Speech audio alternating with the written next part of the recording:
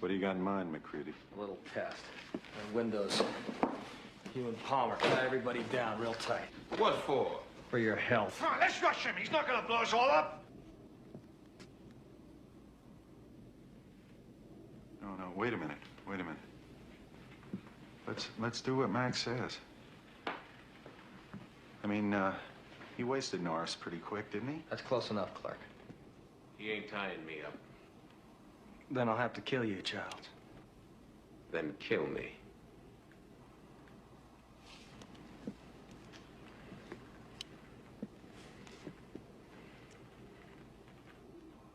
I mean it.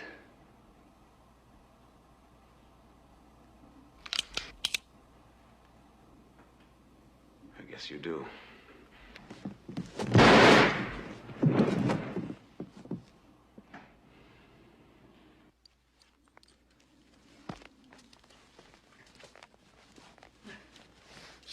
This is bullshit, Mac. Finish it, Palmer. They're dead, Mac.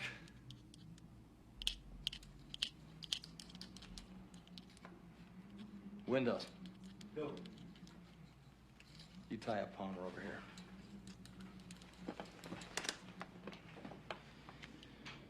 We're gonna draw a little bit of everybody's blood. We're gonna find out who's the thing. Watching Norris in there gave me the idea that maybe every part of him was a whole. Every little piece was an individual animal with a built-in desire to protect its own life. You see, when a man bleeds, it's just tissue. The blood from one of you things won't obey when it's attacked. It'll try and survive. Crawl away from a hot needle, say.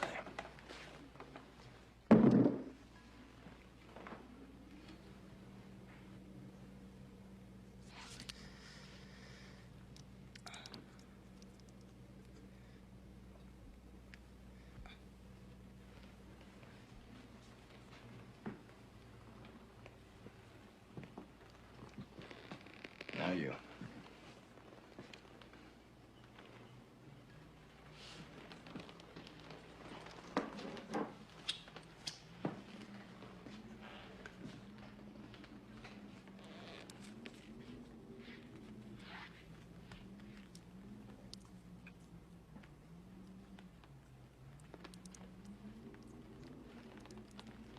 That's good. All right, move back. Over there.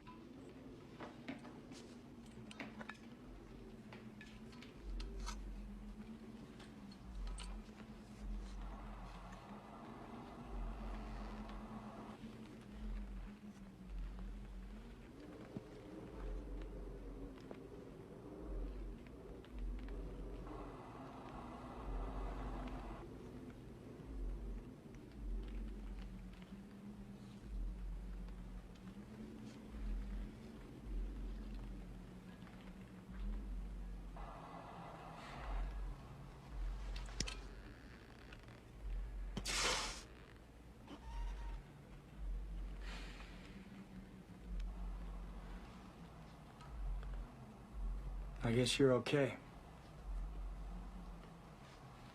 All right. Put that on and watch them.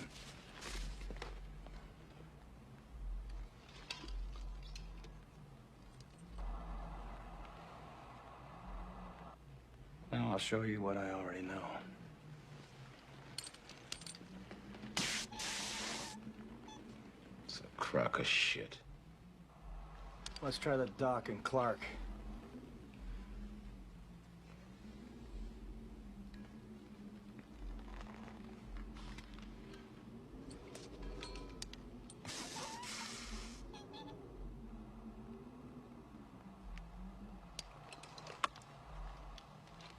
Now, Clark.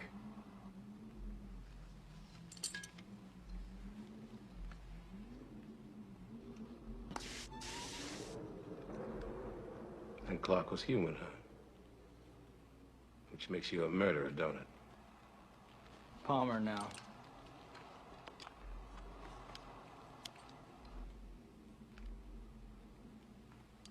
This is pure nonsense. Doesn't prove a thing. I thought you'd feel that way, Gary. You were the only one that could have got to that blood. We'll do you last.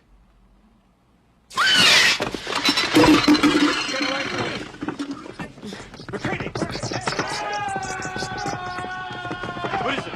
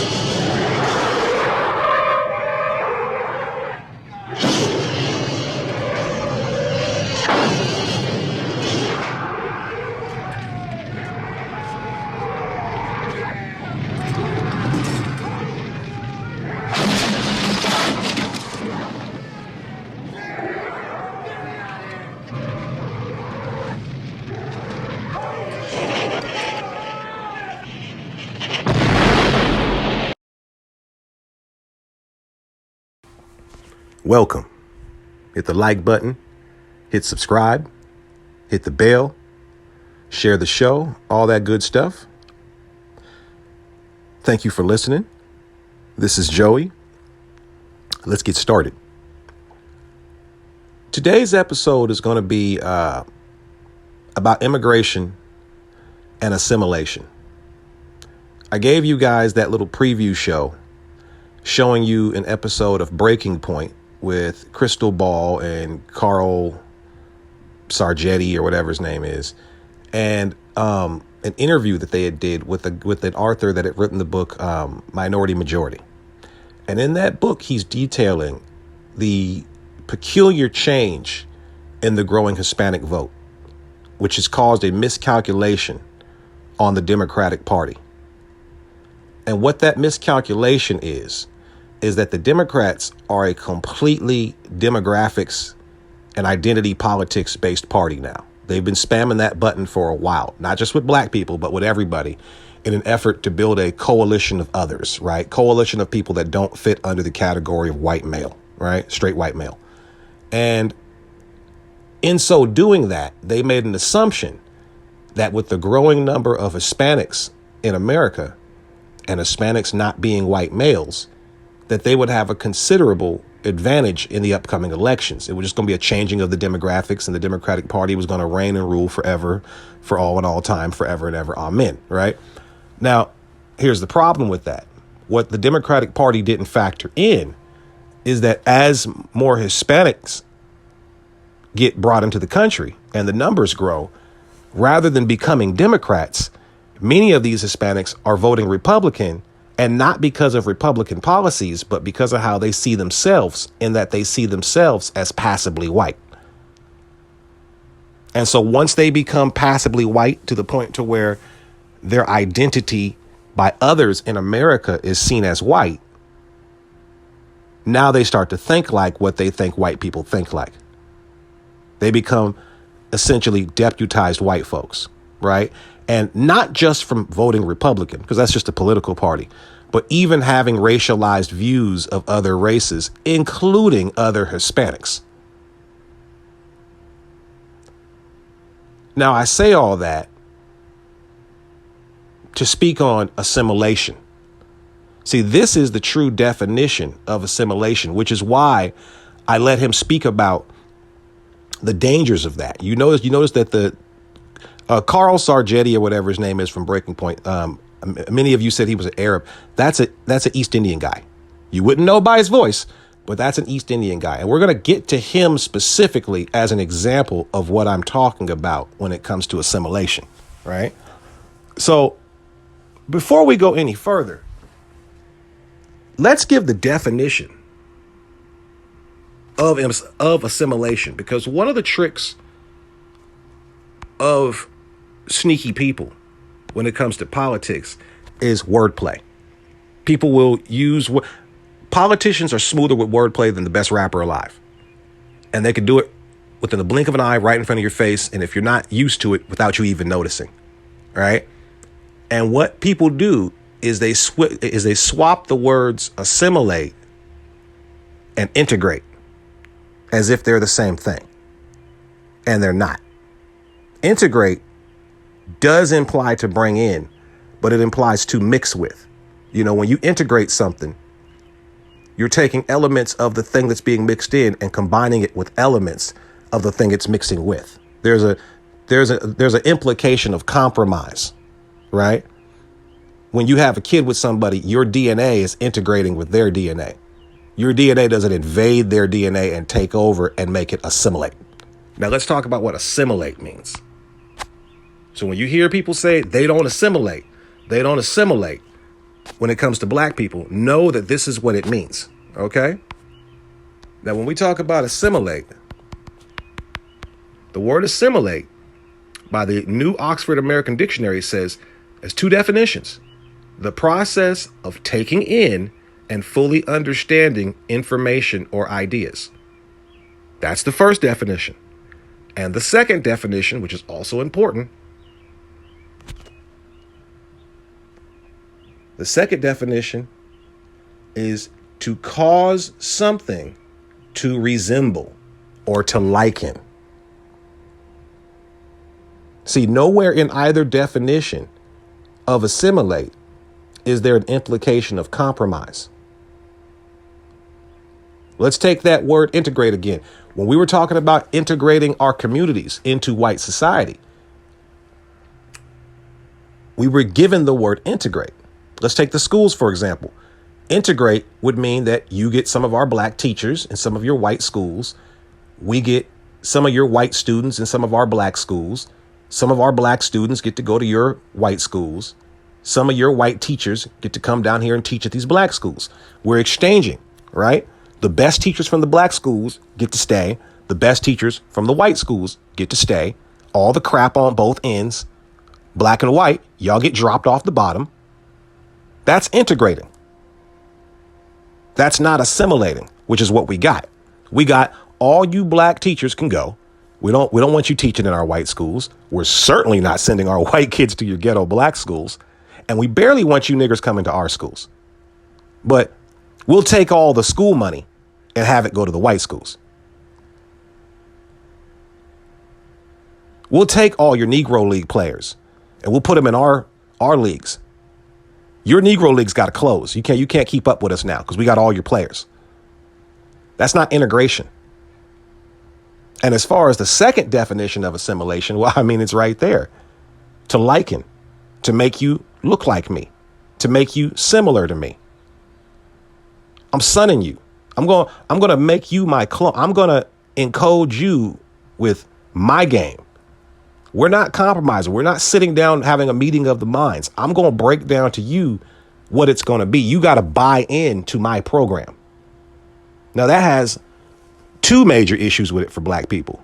One, you can't think of a group of people who have tried more to buy into the American program and never made it in than black people. Fought in every damn war, right? Been here 400 years, working for free, never turned on the country, has always had the country's back in times of crises. We don't run. You can't assimilate because you're designed not to be integrated into the economics of the country. You're designed to be filtered out of the history and the goings on of the country. If you were an alien race looking at America from outside of our solar system, just observing us, you wouldn't even know black people even existed within our society other than to pop up every now and then to riot and protest. I've mentioned before, white folks have made whole TV shows like Mad Men, timepieces placed right in the 1960s. In America, when you could say black people were at our loudest, most boisterous point in modern history. And they've made whole TV shows like Mad Men based in the 60s where black folks weren't even there. They did an entire show based in the late 50s, early 60s, leading up to the civil rights movement, as if to say, things sure were good until those niggers started getting out of place, right? And just left it there on the table for you to deal with. There's been great. How are you going to sit back and complain that black people don't assimilate as if that's our own prerogative? Like every opportunity has been stretched out to us and we just like, nah, we just live in the ghetto.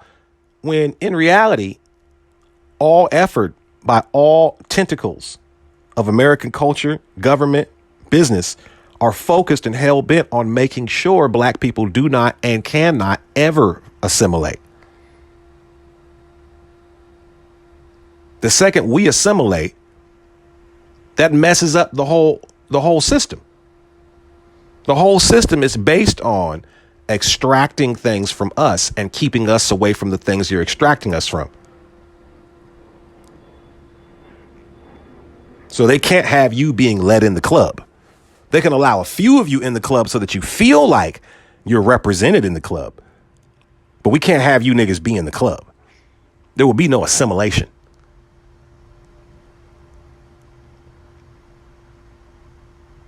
And I say that to let you know that when immigrants of any color, of any culture come to America, when they're talking about the American dream or how they came here for a better life, what they're trying to tell you without telling you is that they come to assimilate. And when people say assimilate within the context of becoming an American, they're talking about becoming white.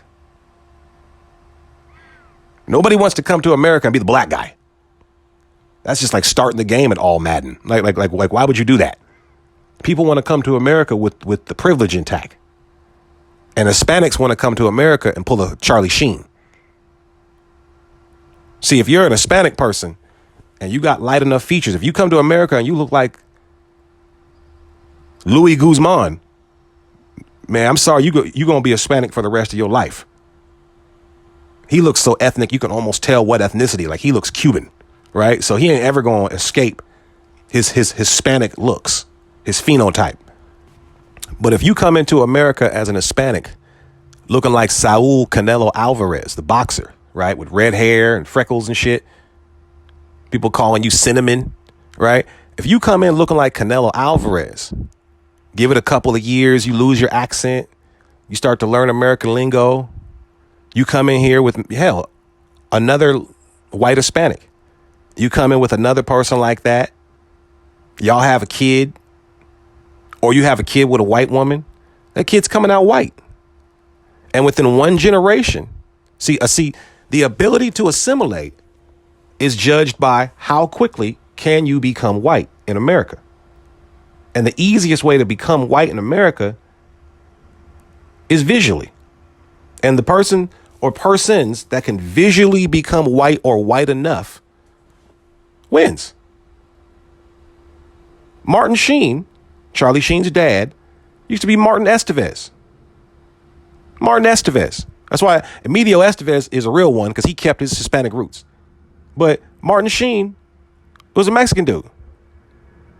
All he had to do was lose his accent, have kids with a white woman. Now you Martin Sheen. You're getting all the movie roles now. You're the same talented actor that you was before. You're the same talented actor that you was before. Matter of fact, going back to that Saul Canelo Alvarez reference with the redhead Mexican dude, guess who, if you come into America as a redheaded Mexican like Saul Canelo Alvarez and lose your accent, guess who you become? You become Louis C.K. A lot of people don't know Louis C.K. is actually a big Mexican dude. He's a big Mexican dude. But all he has to do to not be considered a Mexican is not speak Spanish. Because he looks like a white guy. So when you hear people like Nikki Haley, who's an American senator, talking about black people don't assimilate like everybody else, and then you look at Nikki Haley. Nikki Haley is a dark-skinned Indian woman. But she intimates and oozes, not even intimates. She has such strong white-leaning overtones that you almost don't even see how dark her skin is, because her energy is a white woman. Other immigrants that come into America, they know how to play the game of trying to become white. And if you can't visually become white, like a Nikki Haley, you have to be very, very, very politically white and outspoken in your pursuit of whiteness. You have to be useful to white society here while you're here. And the best way to be useful to white society while you're here, remember I said that a lot of these white Hispanics, when they quote unquote become white, they start to take on what they think are white ideals. One of the best ways to become useful to white society in politics is to be anti-black.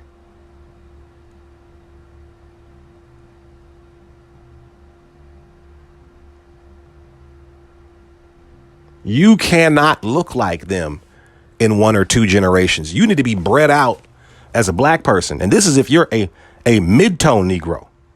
If you're Sinai Lathan on a sunny day, you need to be bred out to where your child is half white, your grandchild is 3/4 white, and by the time you done passed octoroon status, now you're acceptably white. And even then, those Negroid genes can pop up in weird ways down the line. This is what they mean by blacks can't assimilate. Oh, we'll try. There's plenty of black coons that have tried. There's plenty of bed wenches and bed bucks that have tried to assimilate. Look at Kanye. That's the real reason Kanye's heartbroken right now. He ain't really missing Kim Kardashian like that. He never cared for Kim Kardashian. That was always an arranged marriage.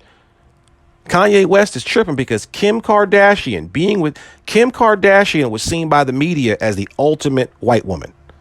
That's the pinnacle of white womanhood, and she was in your grasp. Like Nicole Brown Simpson. You had the pinnacle of white womanhood at your grasp, and now you lost her. Because when these type of people are done playing with their food, they're going to go back home. Remember I said this. When all the Kardashians start to get a little older and they want to settle down, they're going to all get white men. Messing with the black guys, just like how their son was messing with the black girls and the mom had to rein that shit in. No, you can't do that with the women because they play for keeps, nigga. That's how you lose half your shit. That's what we're out here doing to these niggas, right? They had to pull him back in. This nigga losing his money to Black China and shit, getting gamed up, right? They had to pull him back in. He had no game. But the daughters, they know how to hustle these dumb niggas. A lot of these niggas never really touched money before. A lot of these niggas had never really had girls liking them before. Like, you gotta understand, just because somebody's a basketball player don't mean these niggas got game. A lot of these dudes be awkward dudes until their basketball skills kick in. Or they be awkward dudes that live in shelled up environments because they've been basketball stars all their life and people running up on them like they Jesus Shuttlesworth. They don't really have mouthpiece to be interacting with females and shit like that. They're used to just telling broads what they want. So when a girl like a Kim Kardashian or a Brittany Renner roll up on their ass, all they're seeing is booty and thinking, she like me. And got her pregnant by Monday and she's hitting you for half by Monday night.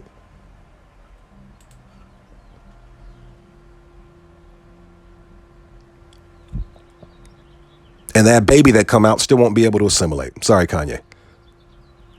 But the real reason Kanye's hurt, think about all the things Kanye was doing to try to be accepted by white society.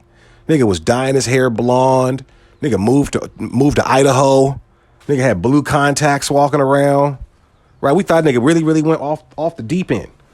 But that was Kanye saying, I'm accepted by white folks. Kanye never valued the attention or admiration of black folks once he got a taste of that white acceptance. Once white kids started telling him college dropout was the shit, nigga lost his mind.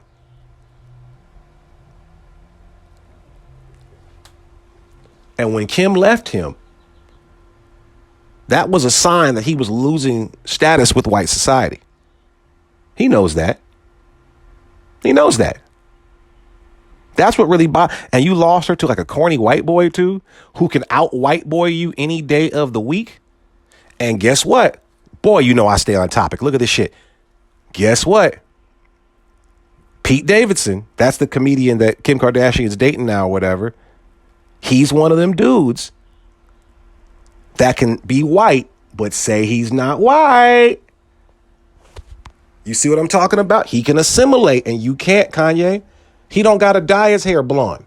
He can, and if he do, he looks like a blonde-haired white boy. He don't got to put blue contacts in his eyes. He already got the white phenotype that you'll never get. You'll never get that, bro.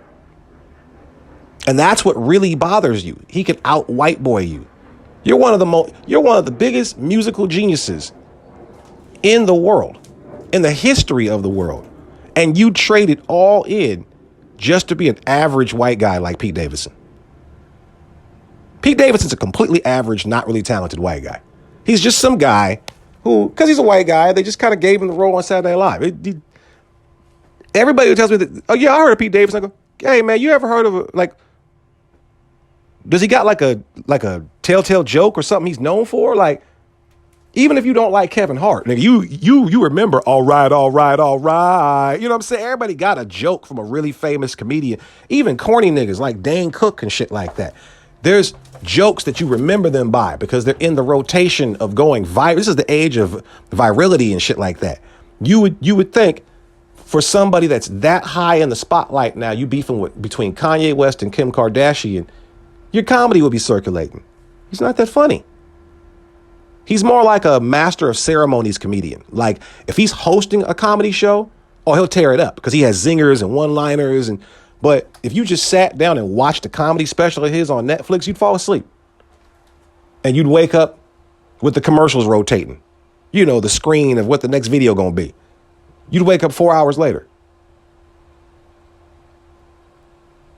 But he's a white boy. He can assimilate. And here's the best part about it.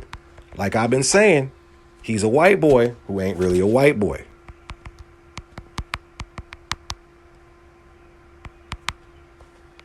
You got to understand that. That's the goal of the American dream.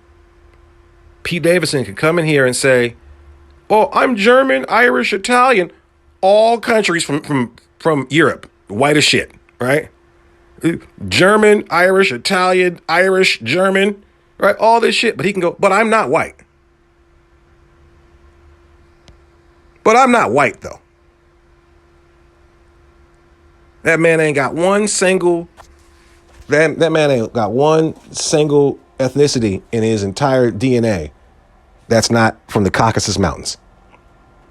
But he can tell you, I'm not white. Because he can assimilate.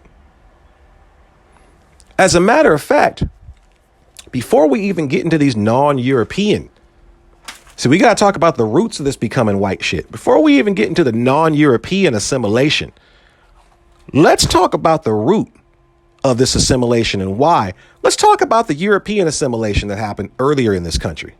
See, when America says shit like America is a melting pot, right? We don't ever really ask what was the recipe. It's just kind of assume we were making gumbo and you just throw in everything here and it all comes together, right? Bullshit. America was trying to make a very specific recipe, which was white people soup. Whiteness was new. White people used to hold on to their individual national identities and ethnicities back in these times. And when people hold on to their individual national ethnicities, old beefs tend to stay around. So you had a lot of infighting between white folks in America. You don't believe me, man? Go watch damn, what's that movie with Leonardo DiCaprio? Real, Gangs of New York. That's just based on a true story, man. It got so bad between different ethnic groups of white people. I believe, don't quote me, I believe it's the only time the United States Navy has had to use its own battleships or battleship guns on its own citizens. It was that bad. And there was no niggers around in those areas to blame. This is white folk on white folk crime because they didn't see themselves as white folk. And not seeing themselves as white folk yet, they didn't see the external threat of non-white folk. They saw each other. They saw, that's them Italians over there. That's them Irish. That's them Guineas. That's them Wops. That's them French. That's them Wasp over there. They didn't get along based on that shit. Old beefs die hard. There's been much effort and mashing of teeth to make all these different individual white groups become just white people. And that process was assimilation. We're going to bring you into the fold of being a white American.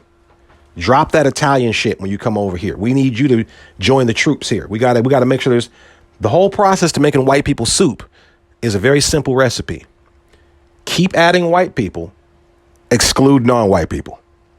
This is why your immigration policies directly reflected this. Any non-white group that looked to be coming in any abundance that could mess up the recipe, we're going to create an exclusion act for. Kick out all these Mexicans, kick out all these Asians. Don't let no more niggas in. Ooh, you know how that went, right?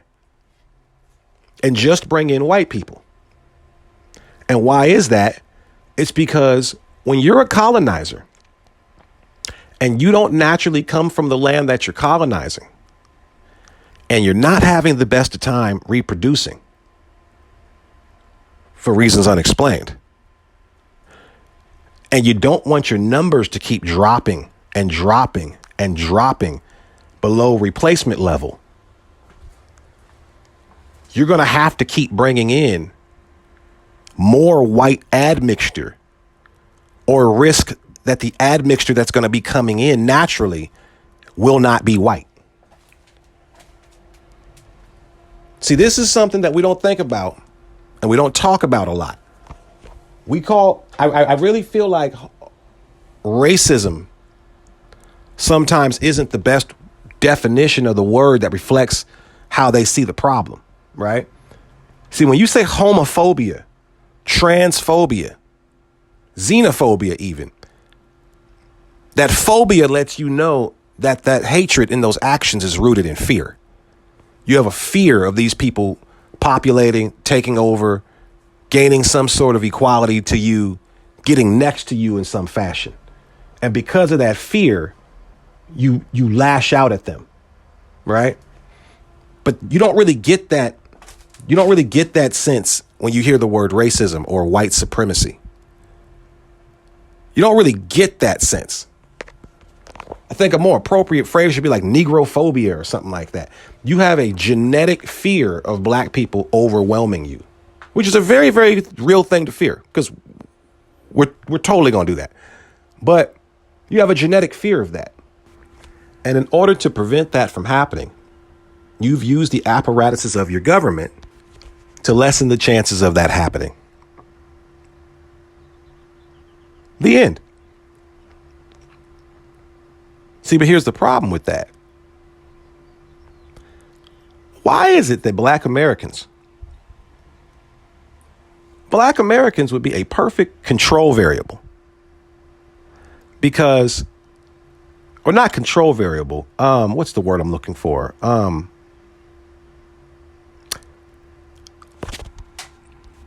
No, control variable is the right word because Black Americans' manner of getting our demographics up is constant and unchanged. We don't look around and see that our numbers are coming up a little short and go, we need to bring some Jamaicans in. Like any immigrants that come in here that are black, the only influence we had over that was stopping America from excluding them. But we've never requested anybody because our numbers are low, right? We just didn't want people being discriminated against. But our immigration's been natural and a slow drip. from the birth of this country to right now, if you don't count slaves dragged over in a slave ship, you don't really have large numbers of black immigrants coming in from anywhere. Yet our demographics have always been consistently rising with much smaller numbers than white people. In fact, much could be made about efforts made to keep black American numbers low, and yet still we rise, right? That's a little weird. So it's something to be said about a group of white people who have every advantage under the sun. The entire environment is primed to support you, yet you just can't get your numbers up ever. You can never get your weight up. It's so bad now, you got to outlaw abortion. You are under replacement level with every advantage in the universe at your disposal. Maybe it's just not meant to be. You ever think of that? There's a whole lot of effort you're putting in to maintain this state of being, and it doesn't really seem like it's in the cards. So what do you start doing? You start changing the criteria. See, Tariq Nasheed got laughed at for saying the phrase white Hispanics one time in an argument, and people laughed at him like that's not literally an option on the census. Like that's not literally a question you get asked all the time. Are you non-Hispanic white or are you what? They'll ask you that straight up because they understand what that means. Hello, Spain is in Europe. That's something that a lot of black people don't understand, that just because you're like, white people don't come from Whitica. They come from Europe. The first countries to start doing slavery in Africa was like Spain and Portugal. All these Hispanic people you see in Mexico and all these places, before Spain came around, what language do you think they were speaking? They weren't always speaking Spanish. It wasn't always Mexico. A lot of these people are Native American Indians. They're Aztecs and Mayas and shit. And they got conquered and forced to be Mexicans and South Americans and Central Americans. It's not really their culture. And you're so used to seeing the Hispanic language being talked to you by people that look like dark-skinned ethnic people that you think that's a culture of dark-skinned ethnicity. These are what you call mestizo people. These are mixed race people themselves that were offshoots of of Spanish masters. And what people don't understand is one of the conquering tactics of Spain and Portugal was to come in and mess with your women, mess with your ruling class, and produce half Portuguese, half Aboriginal offspring, so that when they're ruling over you, you think you're being ruled over by one of your own. They did that shit in Africa too. Just a different approach to conquering. The French's approach to conquering is to make the conquered people a part of the citizenship so that they be buying into the bullshit. Them niggas really be thinking that they're French. Now, America's approach was to use the boogeyman approach. Hey, everybody who's not a black person, we're all against the black people. That's what unites us. Everybody's got a different approach, but they're all approaching the same conclusion.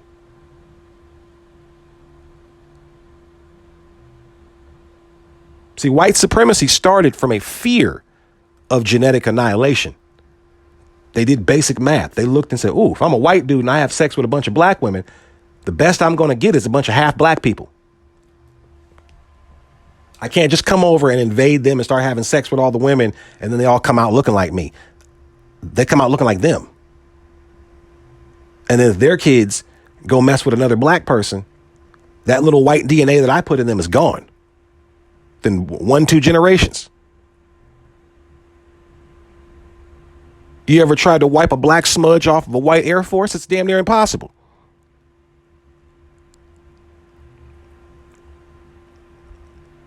Which brings us back to assimilation. Which brings us back to how people see, and this is why I don't fall for whenever some racist shit break out and the white guy you're talking to magically becomes Irish or Italian. You're a white dude. See, what they're trying to say is I wasn't around for slavery, which is cool, which is true. But here's the catch. Once you got here after slavery, everything that you were afforded in this country was brought to you by slavery, number one, and you knew that. And number two, you came in and joined right up with Team Whitey. You came in and joined with that. See, that's the sad part about it is there's countless stories of black folks.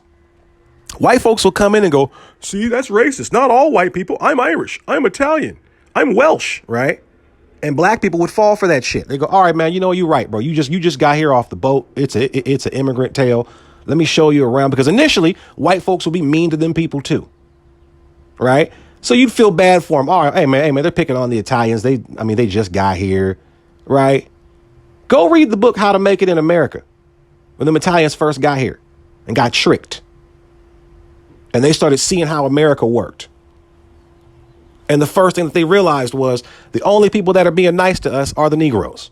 The Negroes don't have no ulterior motive. They're just being cool with us because they don't want to see people get picked on because they know what it's like. And then go read the next chapters where they're like, all right, so we're turning on the Negroes because that's what you do in America. When in Rome, you do as the Romans. And here in America, you have to be against the niggers. So you joined Team White Supremacy voluntarily, knowing full and hell well what they're about. And then the second the shit goes sour and a nigga see you and confront you on it, now all of a sudden you're not in it. Like, no, nigga, you joined up. You joined up. All you Italians that was running from the law and doing mob shit, all you niggas, all of a sudden, all you guys became going hard on black folks. All you Irish that was out here getting put in paddy wagons and shit and called lazy and all that shit by these same white folks that now y'all have assimilated with and became the police forces. Why do you think so many police forces got so much Irish symbolism on their seals and shit? That's how they made them assimilate and become white. They said, I got a job for you. Why don't you come help us round these niggas up?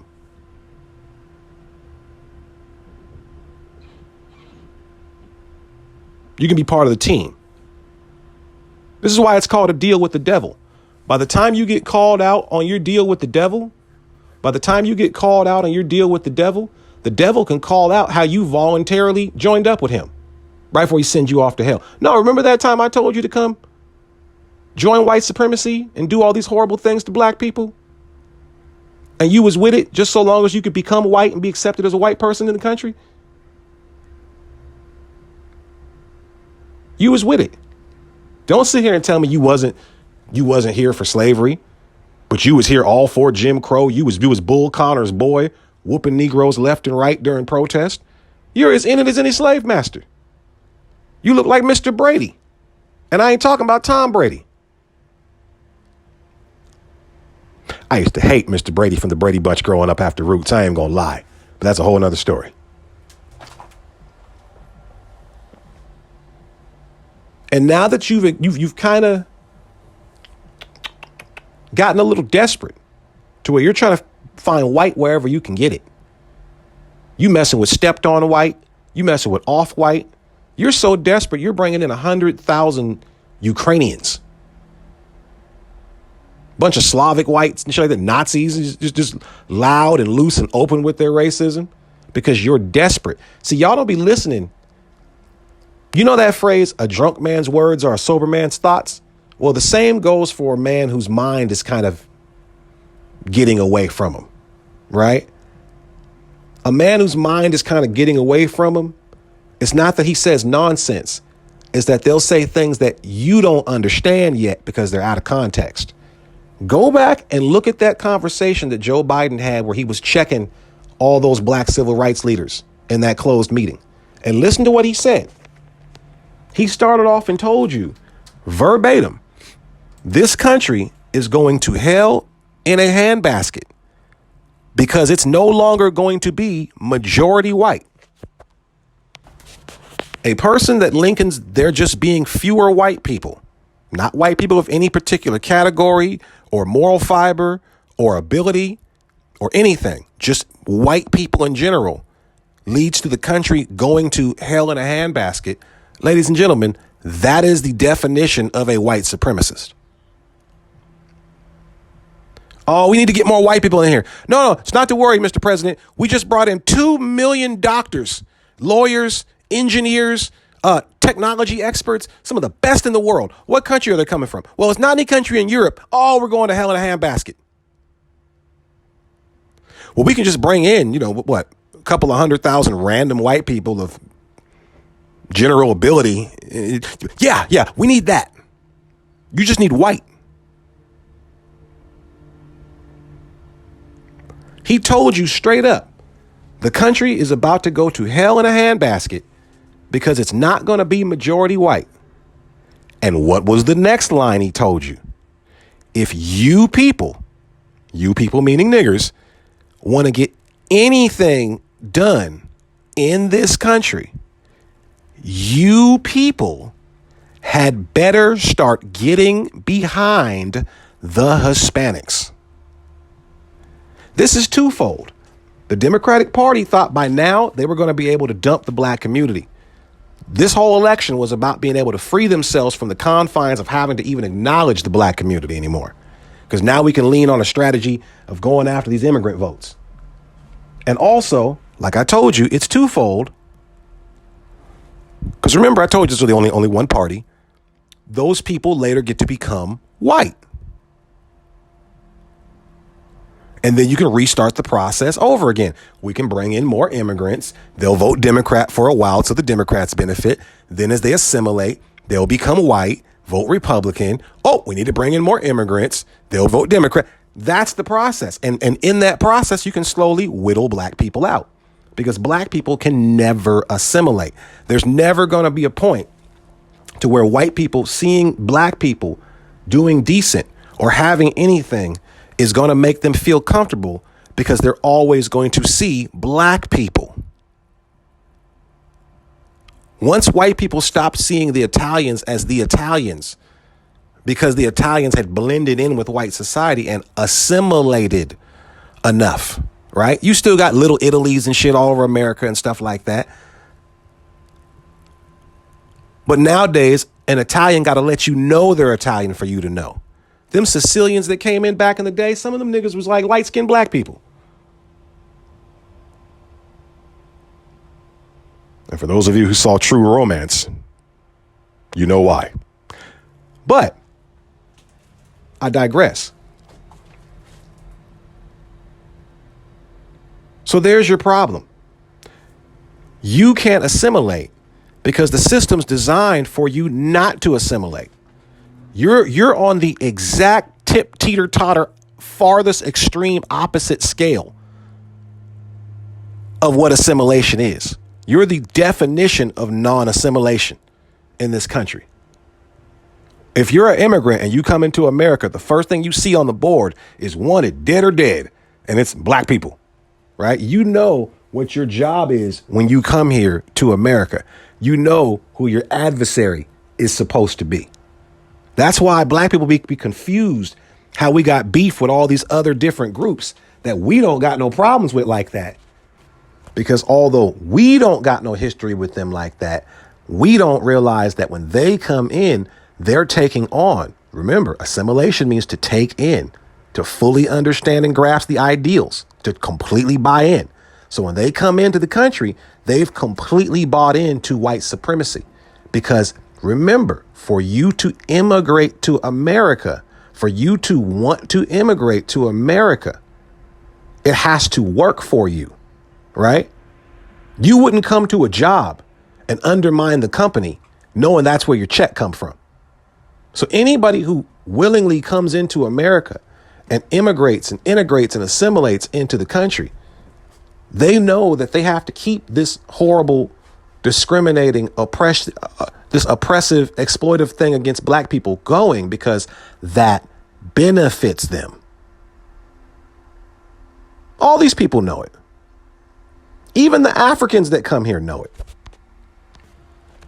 And here's the scary thing about black Americans. Here's what scares them. That Nikki Haley comment about they don't assimilate. See, at some point, black people in America as a whole realize that the assimilation game just ain't for us, baby. See, people say the phrase disillusioned like it's a bad thing.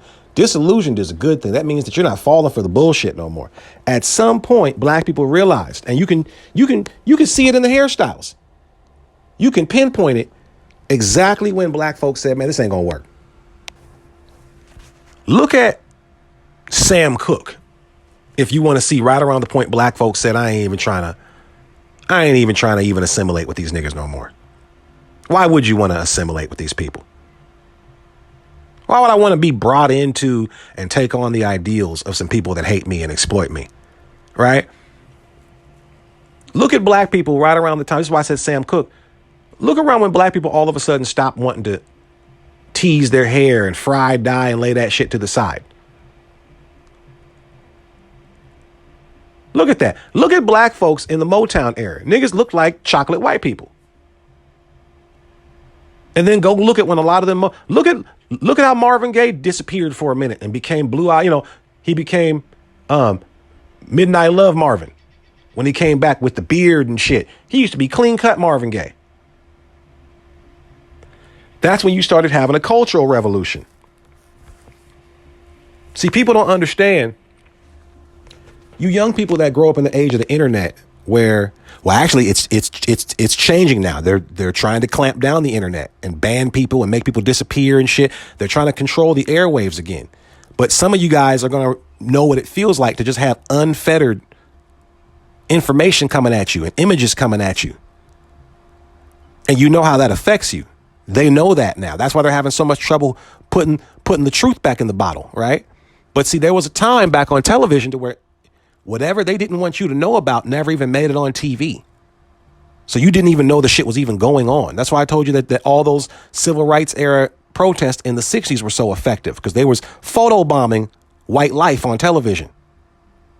Oh, we're here at the Macy's Day Parade where white people are having fun. And oh, no, those niggas are showing up protesting for. We would just show up like the NWO, just ruining shit for white folks and protesting right in the middle of their events. Like, you niggas ain't getting no Easter parade until we get justice. That was the strategy. We're going to just show up wherever y'all having a good time on television and interrupt the broadcast. So guess what else wasn't really shown on TV like that? How black people really looked. Black people would never look on TV and actually see ourselves. We'd see somebody trying to be white. And when you see your celebrities, the pinnacle of what you're supposed to be, your best athletes and shit, all trying to look like they want to be white, it makes you not even want to look up to them. It makes you want to look up to the white folks that they're looking up to. So imagine, if you will, if all of a sudden, within the span of 1 decade, 10 years, all these black cultural icons that was trying to look white and trying to, all of a sudden they all switch and go super pro-black and are walking around with afro. See, this is why they wasn't calling them afros. They were calling them naturals. This is my natural hair coming out of my head. I didn't even do shit to it but comb it. And really, a comb's controversial, but we're combing it to make it even bigger and stand out. I'm not hiding my blackness no more. Y'all ain't never thought it's weird that there's not a single other racial group or ethnicity or culture that's ever had their hairstyles banned? Let alone not their hairstyles, their hair as it grows out their natural head. The only hairstyles that are ever really banned are afros, braids, and dreadlocks. Black people hairstyles. You can rock a mohawk all you want. You can rock that Sherman Hemsley bald ring all you want. You can wear long hair. They might ban how long your hair can be for a sport. But all those laws are focused on black people. We already know how white folks get down. They'll make a rule and then choose when to enforce it. And they're always going to enforce it on the black folks. They had whole laws dictating black people's hair. There's whole years in America where if you were a black woman, you couldn't even go outside with your hair unwrapped, not unlike a Muslim. And would straight up tell you, oh, because it excites the white men. Because the white women were getting jealous. Let's keep it real. You can't be public and private enemy number 1, 2, and 3, 4, 5, and then expect to be able to assimilate. When the entire purpose of the club is the no niggers club, right? We can't assimilate into the no niggers club when we're niggers. That doesn't make any kind of sense. So for people to leave it at the table of black people to say they don't assimilate, as if we chose this shit first, you put us in this position to never assimilate. We look like fools constantly pursuing assimilation and acceptance, knowing it's never coming and it's never going to benefit us. We're better off just trying to survive out on our own.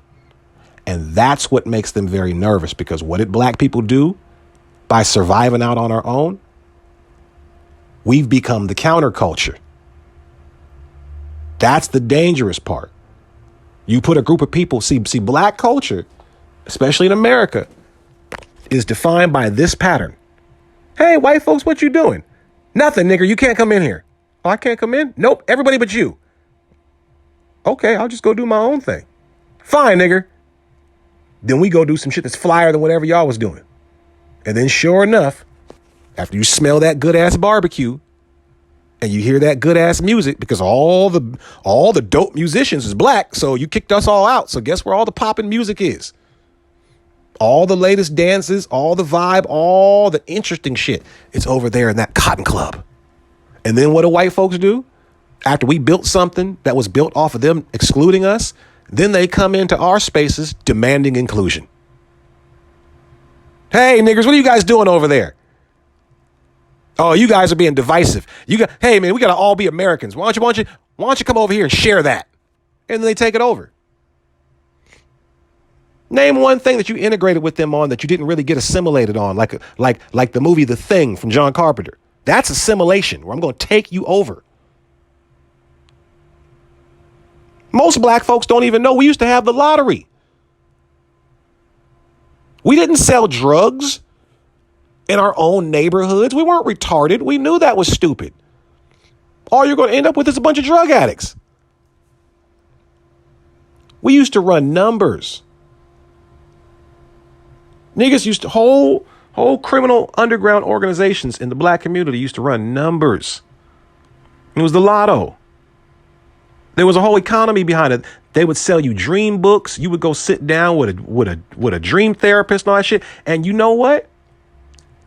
For it to be a criminal organization, oftentimes, when you won your money, you won your money. Imagine you winning a lottery raffle from the mob, and the mob just pays you your money and walk. Hey, man, good job. They don't come back and try to extort you. They don't hold the money out like Whitey Bulger. Whitey Bulger's punk ass would have a grocery store, a convenience store, where you would win the lottery and he would just keep the ticket. That's how they get down. Nigga, Bumpy Johnson, if you won money from him, this is Bumpy Johnson. This is Bumpy Johnson. Only a few people in life can say, oh yeah, Frank Lucas, yeah, he used to work for me. Bumpy Johnson, like that, right? If you won the lottery through Bumpy Johnson's organization, Bumpy Johnson will pay you. Hey man, congratulations. Harlem, baby. And what happened when they found out niggas was making too much money off of that? They didn't have a problem when Dutch Schultz took it over, because that was a white man running it. They looked the other way. When niggas started taking that shit back, they said, oh, no. See, they were using an immigrant buffer class from Dutch Schultz to try to take black people's money-making scheme away from us. That was the point.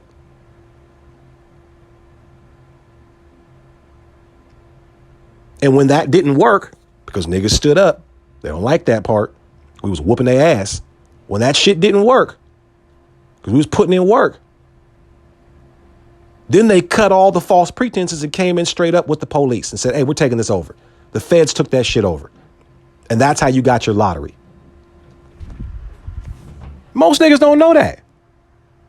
Everything we had going without them, they integrated, assimilated into their shit. And you never saw hide nor hair of it. It's not like you got a check cut. Not like one of them black teams. Not like not one of them Negro League teams got a check cut for taking Satchel Paige and shit. No, they just took them.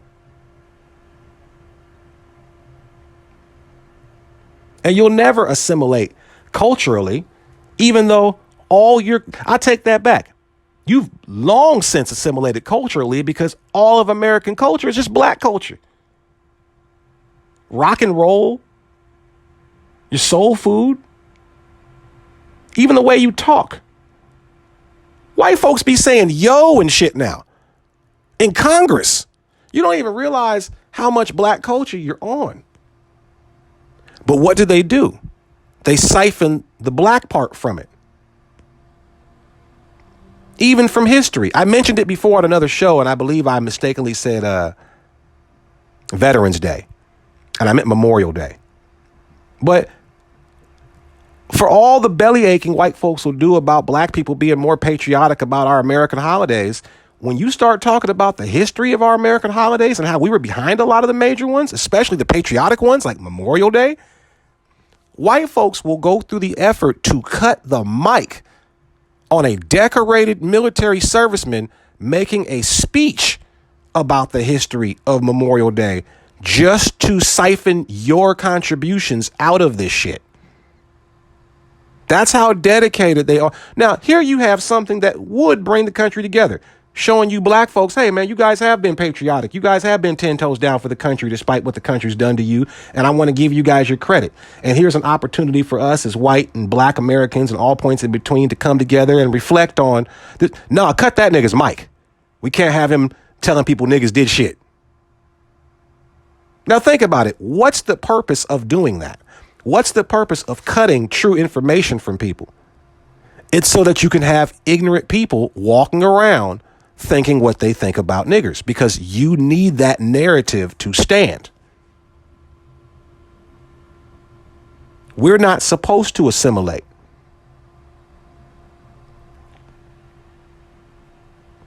And I'm going to tell you something else. Now let's get to Carl Sargetti or whatever his name is from Breaking Point. And this is the other reason why I use this clip. Now, you notice he just straight up asked you. Crystal Ball, the white woman, was a little bit more reserved in how she asked these questions. But Carl, his name's probably Carl. I don't know. That's his American name. You know how they are when they move to the States, right? His name is Punjabi Abhakti Sanda, but he come to America, his name is Carl. But and that's another thing about assimilators, right? We get clowned as black people for going through the process of being Kunta Kinte to Toby, right? Oh, you niggas got slave names. Oh, you got slave name. When all these niggas over here got slave names and wasn't even slaves. I got plenty of Asian friends with names like Tony and Mark and shit, and that is not their names on their birth certificates. You guys let white folks rename you when you get here to something that they can pronounce, just like a slave. So don't sit here, and y'all do that shit voluntarily as full-grown adults. So don't sit here and try to shame black people because our last names is Jackson and Jenkins and shit. Nigga, that was 18 generations ago. We don't know what happened. But getting back to Carl, right? I think his name's Carl. He straight up asked that man, what's wrong with trying to become white? And he don't realize, or he do, maybe it was said with a degree of irony, that you're what happens when an immigrant comes to America and tries to become white, right? If you listen to other episodes of Breaking Point, this guy never misses an opportunity to throw a zinger at black folks. Never misses an opportunity, including the Will Smith slap, right? Never misses an opportunity to throw in some zingers on black folks to try to curry favor with white society. Because like I said, immigrants that come to America full and well understand what their job is when they get to America. You are part of the cover up of the crime. You're supposed to come here and look ethnic and go, everything's fine. These niggers are just lazy.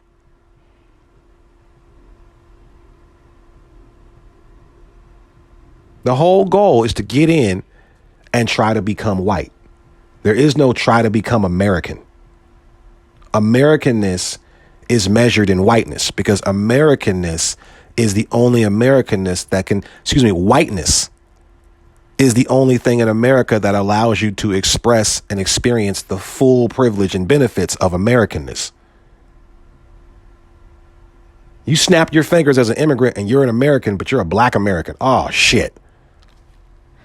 This is why so many Africans and so many Caribbeans, when they come here, yeah, they'll tell you that when the police pull me over line all day. But what they don't tell you is they're telling people constantly, I'm not black. I'm Jamaican. I'm not black. I'm Nigerian. I'm not black. I Spanish papi, right? They're constantly saying that because you got brought into America. Yay. But as a black person, oh no.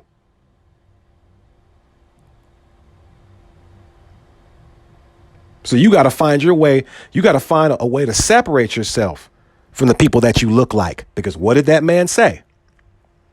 Your identity is also defined by how others see you. Not completely, but it is a part of it. You can think that you're a big man all you want. But if you 5'5", 112 pounds, and people see you, depending on who you're around, hey, what's up, little man? What's up, Slim? Hey, shorty, you're a little dude. You're a little dude. You might be the big dude in your family, you know what I'm saying? But you're a little dude because that's how other people see you in the world.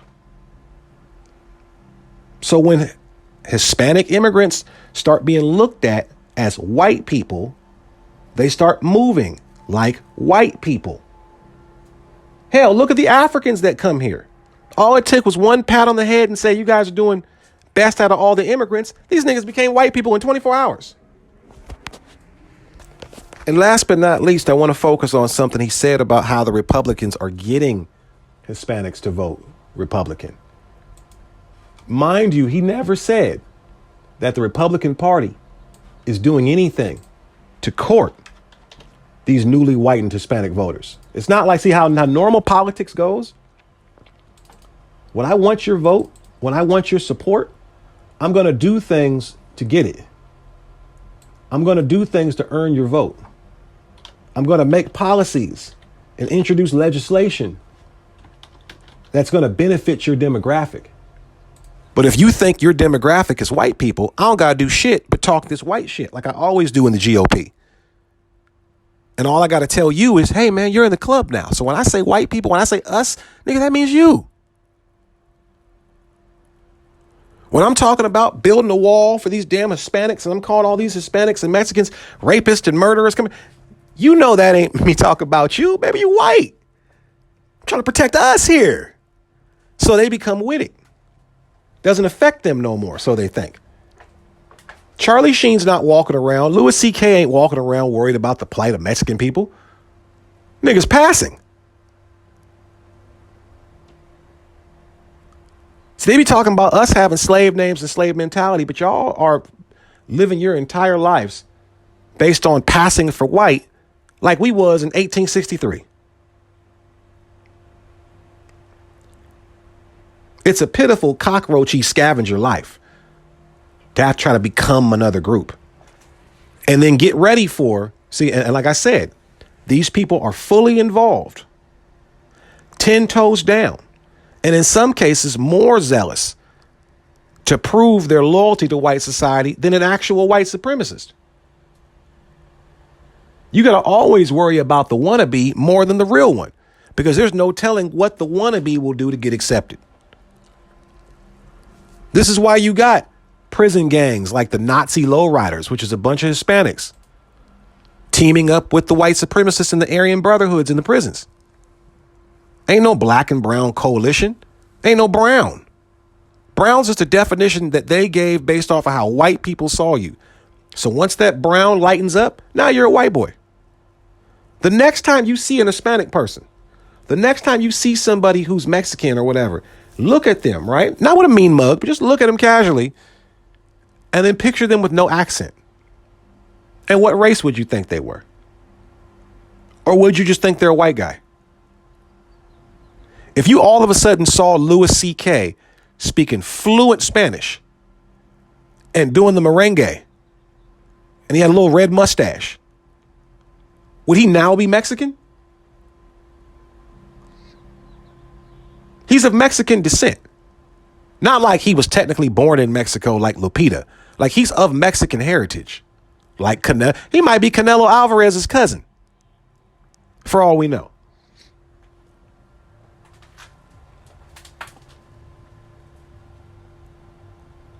So this is what America means when they say America is a melting pot. And what America's goals are with that melting pot.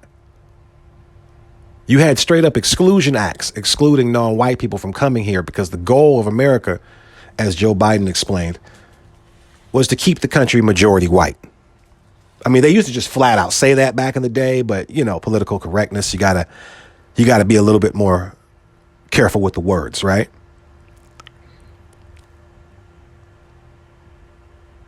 So I wanted to make this episode just to break down to you immigrant code talk, that coded language, because when we hear the words assimilate, that shit goes right over our head out of context. And I'm so glad that this book, which I recommend you guys check out, by the way, I'm so glad that this book says the quiet parts out loud, that he's concerned. Like I said, he's concerned that the Republican Party isn't even making passes at Hispanic groups. They're not even trying to court them. They're just saying, hey, you're almost close to whiteness, and then you can kind of join the team. You can come over here. And that's all they want. And when they get that, they'll turn on other Hispanics. Forget black people. They'll turn on other Hispanics. This is what, think about it. Donald Trump came out talking big shit about Mexicans. Big shit. And this dude has only gained in the polls with the Mexican vote both times.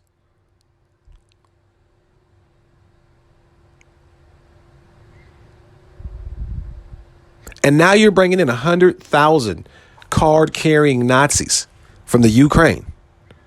And you know when they move into America, they're going to place them in the hood. That's where all the housing is that the government owns. It's going to be right next to the niggas.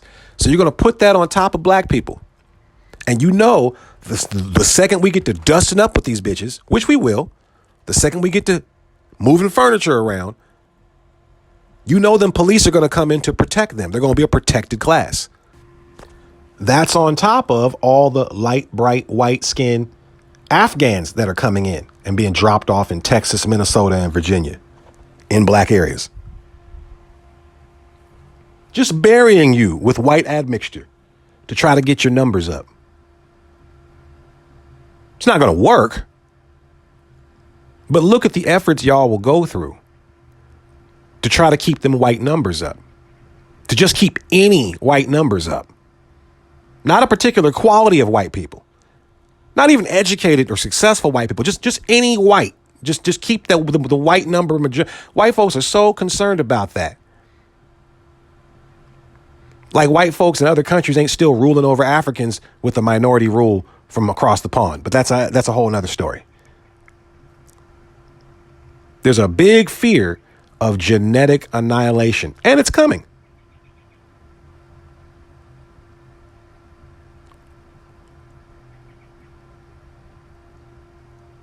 So how do you deal with, as a people, a group of people who want to replace and replenish the numbers of not just white people, right? Of white supremacists. They want to come in and pick off. They want to come in and pick up where Bubba Luke and Ray Ray left off, right?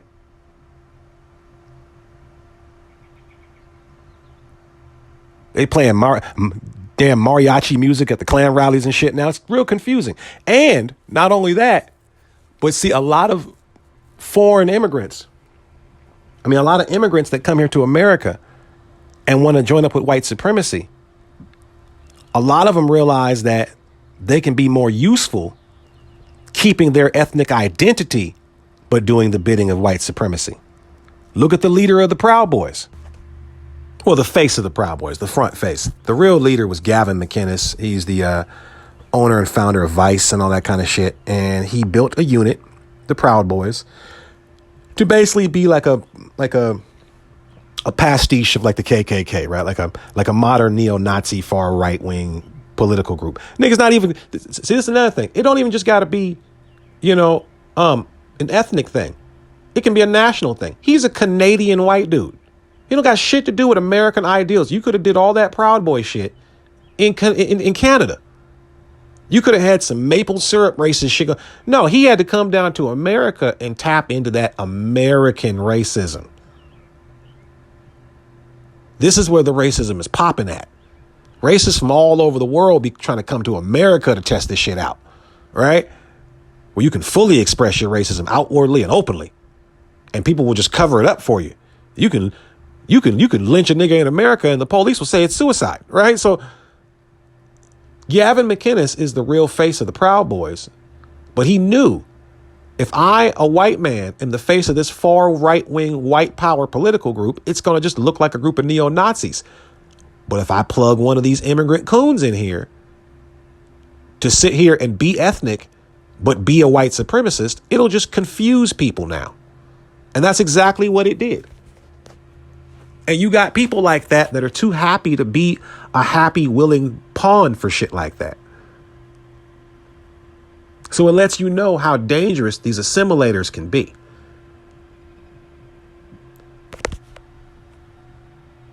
We got to start keeping our eye on moves made in immigration policy. See, you've just had two large sweeping immigration events happen back to back. Afghanistan, Ukraine. White skin, white skin.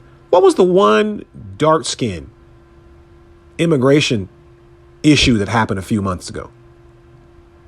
Niggas trying to come over from Haiti, right? Maybe about 10, 20 niggas, maybe 100, let's say. I don't know. Y'all broke out whips and shit to make sure them niggas went back to Haiti. We can't have one too many Negroes to make white people soup. This is a melting pot, right?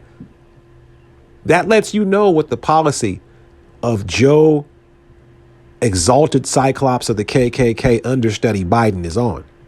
This man straight up told you he didn't give two shits about Haiti. That was unprovoked. He flat out said that shit.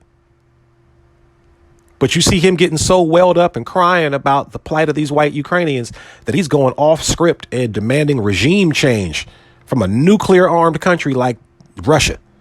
Some dangerous talk that even white folks is like, yo, Biden, we ain't really trying to go to war with these niggas. Hey, man, what you doing? They try to give him an opportunity to walk back his statements and shit. No, I meant what I said. We got to stop it. You're seeing these reporters that are normally so detached and professional because it's business as usual covering suffering in black countries and to black people. Crying and shit. I'm sorry. I'm seeing European babies with blonde hair and blue eyes being harmed. This doesn't happen. This is Europe. They've set the world up in an unnatural way to where all the riches of the world get siphoned out and sucked off and go to them. And all the suffering of the world gets filtered down and goes to us all over the world. The entire southern hemisphere, everywhere niggas exist, even in white lands, always going to get it the worst. And the second they even get a slight taste of what it's like for other people, they can't take that shit and they need to shake the snow globe and reset the rules again. These Ukrainian immigrants, these Afghan immigrants, you guys need to be on refugee status. Refugee is tentative and temporary, meaning the second shit looks like it's going good back for your country again, oh, you can go back. The same way you tried to do the Liberians. Oh, hey man, Civil War, been gone. You can go back. But no, they're giving permanent residency to these Ukrainians because they need white admixture. He's giving you the game plan from a mile away. They need assimilators. Signing out.